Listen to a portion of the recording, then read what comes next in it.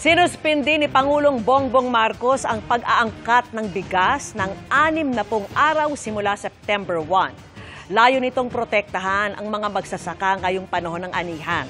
Ang utos inilabas ng Pangulo sa gitna ng kanyang state visit sa India, kung saan isinulong naman niya sa Indian business community ang pamumuhunan sa bansa. At live pa rin mula sa New Delhi, nakatutok si Salima Refran. Salima.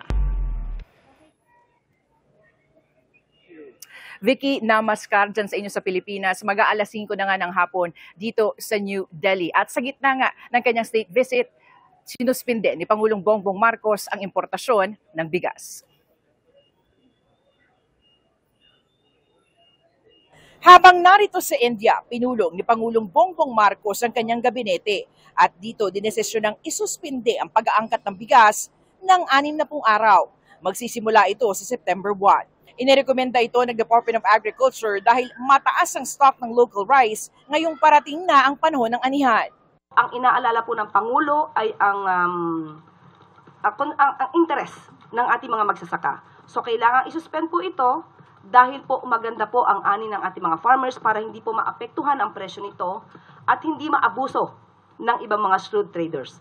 Pero hindi mo na inaksyonan ng Pangulo ang rekomendasyon ng Department of Agriculture na itaas ang taripa sa bigas. Sabi ni Agriculture Secretary Francisco Tiu Laurel, kung maging epektibo ang kanilang ginawang strategiya, maaaring hindi na kailangan itaas ang taripa. Ito yung Cortaiva Path dito sa New Delhi. Ito yung parang luneta nila dito sa India. Nilagyan ng mga watawat ng Pilipinas at India ang kahabaan nito, pagpupugay at pagbibigay halaga sa pagkakaibigan at kooperasyon ng dalawang bansa. Sa day 3 ng state visit ng Pangulo sa New Delhi, nakipagkita siya sa Indian business community.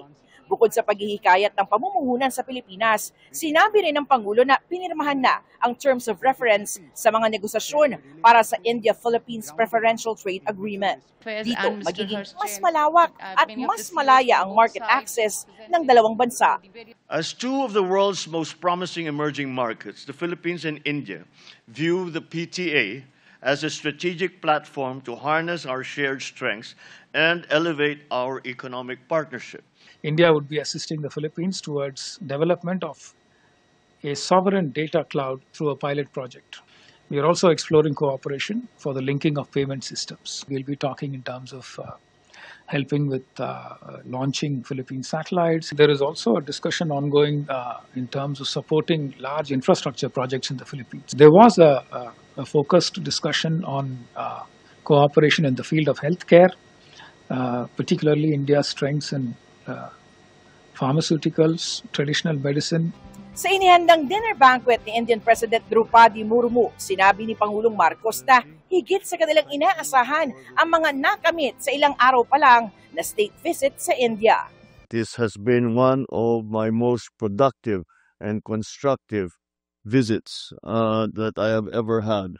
And I attribute this to the enduring closeness between the Philippines and India. And in the time that we have had here, short as it was, we have discovered a multitude of possibilities and areas of potential.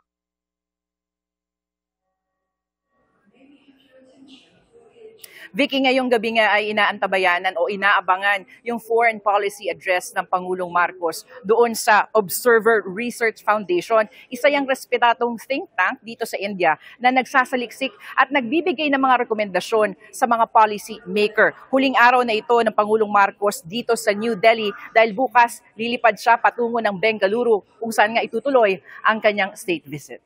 At yan muna ang latest mula nga dito sa New Delhi sa India. Vicky.